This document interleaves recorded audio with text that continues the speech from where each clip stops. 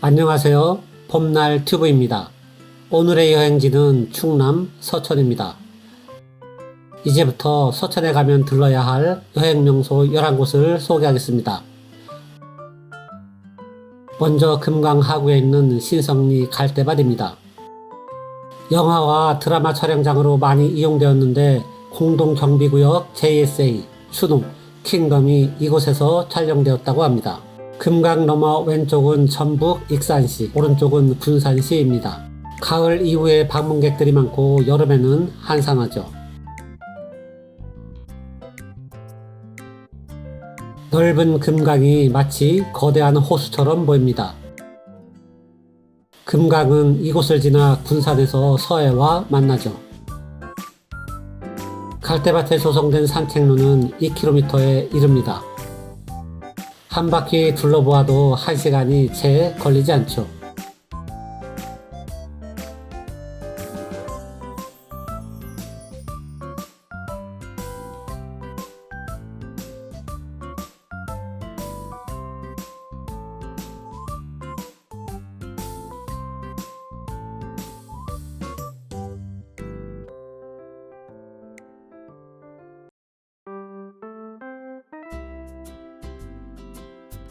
다음에 소개할 곳은 국립해양생물자원관.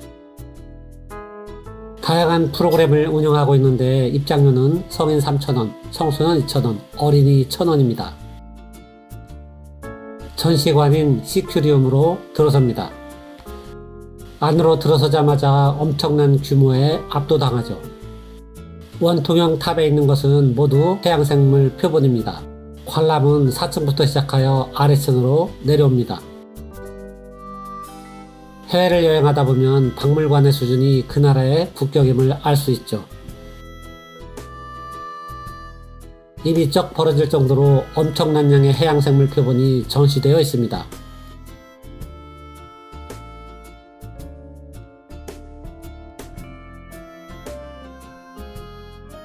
해양 포유류의 표본도 볼 수 있죠. 어릴 땐 이런 고래 한 마리를 친구로 갖고 싶었죠. 동물이나 자연 생태계에 관심을 가진 사람이라면 하루 종일 둘러보아도 지루할 줄 모를 겁니다. 바로 옆에 장항 송림이 있습니다. 500여 미터 거리에 있기 때문에 이곳에 왔다면 한꺼번에 둘러보는 것이 좋습니다. 전국에 있는 해변 송림 중에서 이처럼 빼곡한 소나무 숲은 보지 못한 것 같습니다.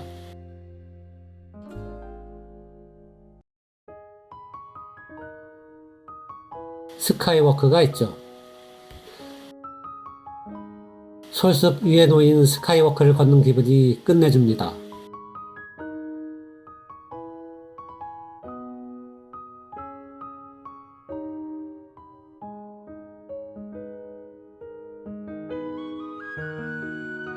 다음에 소개할 곳은 국립생태원입니다. 입장료는 성인 5,000원, 청소년 3,000원, 어린이 2,000원입니다. 대규모 부지에 여러 생태 정원이 조성되어 있죠.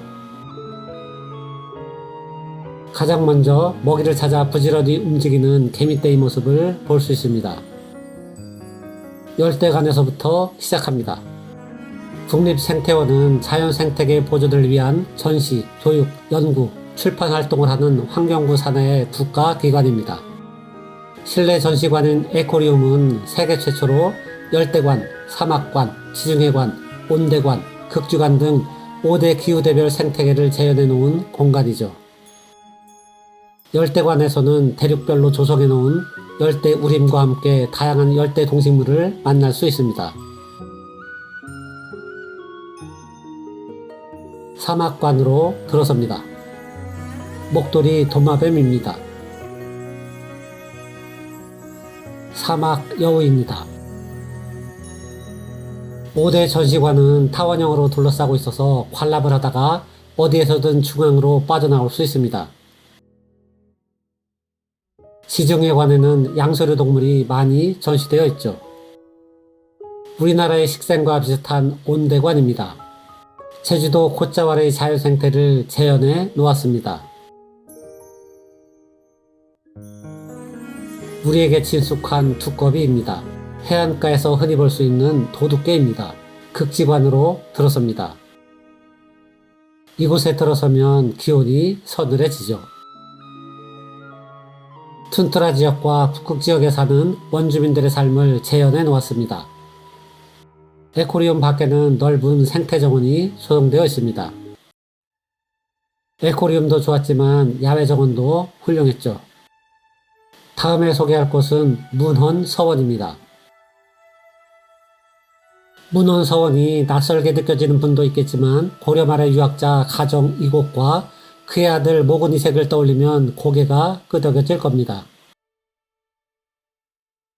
이곳이 유명한 것은 한옥으로 된 전통 숙박시설과 식당이 있고 유학 관련 교육 프로그램이 상시 운영되고 있기 때문이죠. 문헌 서원은 한산이씨 가문의 서년 파리를 재앙하는 서원으로 충남 서천군 기산면에 있습니다. 서년 파리는 가정 이곡, 모근 이색, 이색의 세 아들인 이종덕, 이종학, 이종선, 손자 이맹균, 증손 이계, 오대손 이자입니다. 가정 이곡은 학창시절에 배웠던 죽부인전의 저자이자 모근 이색의 부친이죠. 모근 이색은 잘 알려져 있다시피 고려 말 이성계 세력을 견제했고 조선 개국 후에는 이성계의 출사 요청을 고사하다가 끝내 의문의 죽음을 당했습니다. 정도전이나 이방원이 그의 죽음에 개입했다는 설도 있습니다. 위쪽으로 이색의 묘가 있습니다. 이색의 초상화는 원본이 사라지고 서울과 문헌 서원 등의 모본 4점이 전하는데 현재 보물로 지정되어 있습니다.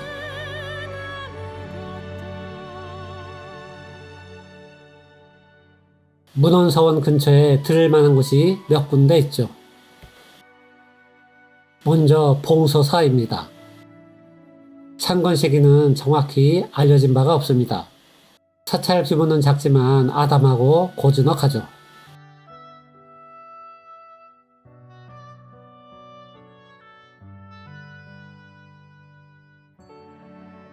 극락전에는 광해군 때 조성되어 현재 보물로 지정된 목조 아미타열의 3존 좌산이 보관되어 있습니다.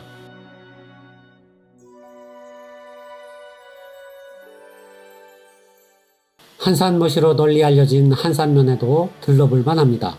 한산면은 문헌서원이 있는 기산면과 맞닿아 있고 봉서사 역시 한산면에 위치해 있습니다.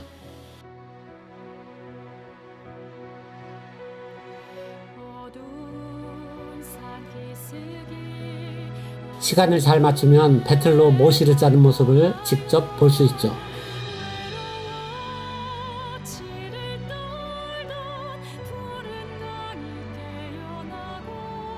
저 아래에 한산 읍성이 있습니다. 한산 모시관 주차장에 차를 세우고 걸어갈 수 있는 거리죠.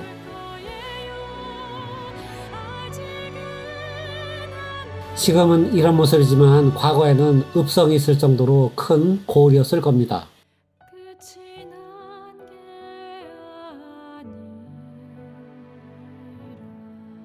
신성리 갈대밭 역시 한산면에 있기 때문에 오가는 길에 들르면 좋습니다.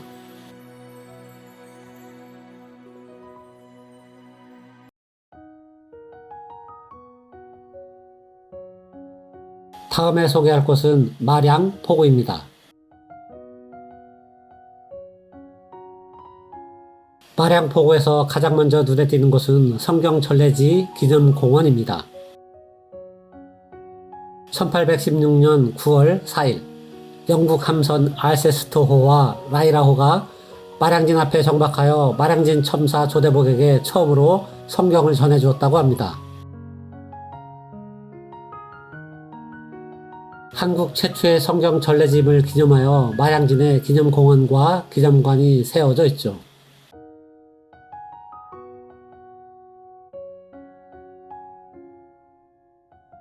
인근에 성경 전래지 기념관이 있습니다. 입장료는 2,000원입니다. 1층과 2층이 전시실입니다.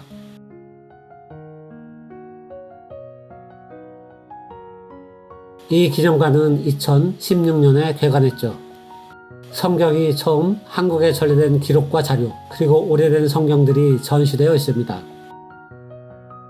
특히 1611년에 발간된 킹 제임스 성경 가운데 한 권이 전시되어 있어 기독교인들에게는 종교적 성지나 다름없죠. 마량 포구에 갔다면 바다 위로 떠오르는 해와 지는 해를 동시에 볼 수 있는 마량리 해돋이 둘레길을 걸어볼 만합니다.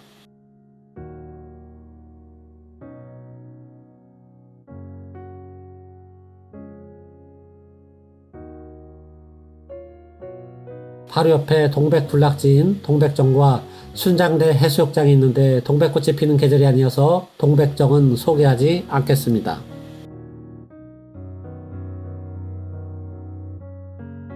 순장대 해수욕장입니다.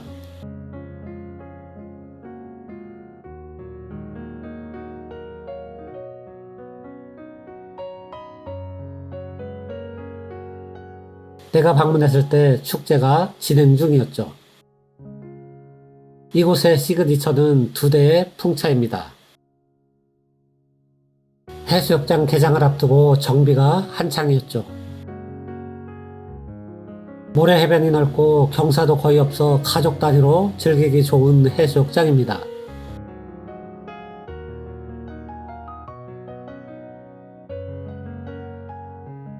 주변에 갯벌도 있어 갯벌 체험을 할 수 있고 썰물 때는 주변 섬까지 걸어갈 수도 있습니다.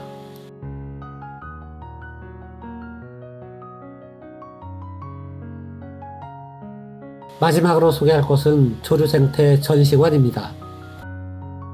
입장료는 1,500원. 야외에 산책로가 조성되어 있죠. 전체적인 분위기는 어린이를 위한 공간이라서 아이가 있는 학부모나 가족 동반 여행자에게 방문을 권합니다. 많이 힘들었지 뭐.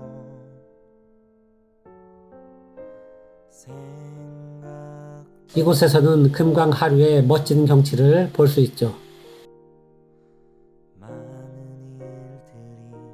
옥상에 올라가면 더 멋진 경치를 볼 수 있습니다.